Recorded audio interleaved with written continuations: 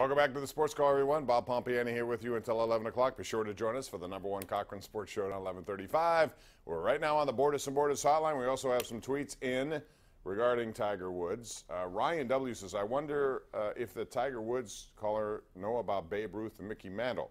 Then we have Elmer on Twitter says, in 2008, I told several coworkers at Neverwood Tiger would never win another major. I call each one every year after the PGA. Well, I think majors is tough, although Augusta is set up for him. He's had a lot of success there. But I just think overall the field is too good. I think there are too many young people out there, as I said.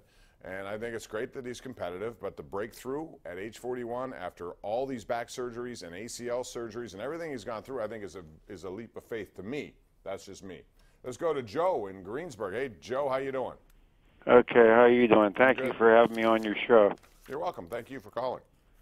I'm talking about Pitt's recruiting. I think that's what's bad because back in the day, they had Mr. Hurst, Twitty Hurst. He held the rebound record for I don't know how long until Charles Smith broke it. I think their recruiting is what's wrong. They had back when I come out of high school, they had Clark from Fifth Avenue. They had a bunch of guys, local guys. I mean, they don't have to go out of the state to find good basketball. Yes, they do. If they're going to be competitive on a national level in the ACC, they do. And here's the thing. Unlike football, if you're dealing with basketball, all you need really are one or two really good players to build around.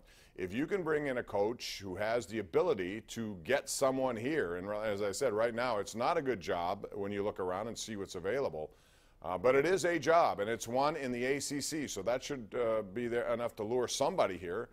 And if it's the right person who can get one or two really good players in here and build around, things can change rather quickly as opposed to football where you have a lot of people that you have to deal with. And if you're at rock bottom, it's very difficult to, to change that quickly. Jerry in Hempfield. What's up, Jerry? How you doing? Hey, Bob. I see the Jacksonville Jaguars. They released their top running back as a free agent now that he ran through the Steelers a lot. And I see Kansas City, I think they're releasing one of their running backs.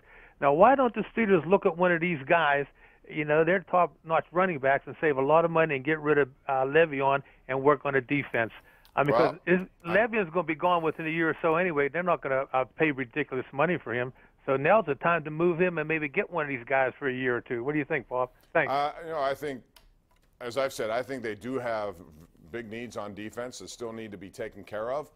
It's a double-edged sword, though. Le'Veon Bell's such a big part of what they do offensively. You'd like to have him back. I still believe it's going to end up in a franchise tag, one more year, and then they'll part company. But, in the meantime, you do need things on defense, and you better hope the draft, you could get guys who come in right off the bat and help. The loss of Ryan Shazier is a really big one just because of the shoes he has to be filled with. It's not easy to do that. So we'll see how it goes. But, with regard to Jacksonville, a lot of people on Twitter I noticed here talking about how crazy they are for signing Blake Bortles. Well, they're not really crazy. And if you looked at their deal, 3 years, $54 million, that sounds like a lot. But they had already picked up the fifth-year option last year just to protect their rights with him. So he was going to make $18 million this year regardless.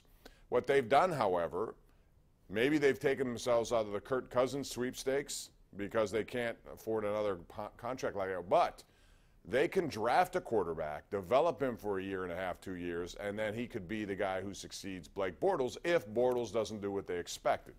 I still think they have their own doubts about him because if you look at the AFC Championship game, what was in the first half? They had like 55 or a minute left in the first half, and they had the ball and took a knee, which you don't do that if you have a franchise quarterback. You try to go for points.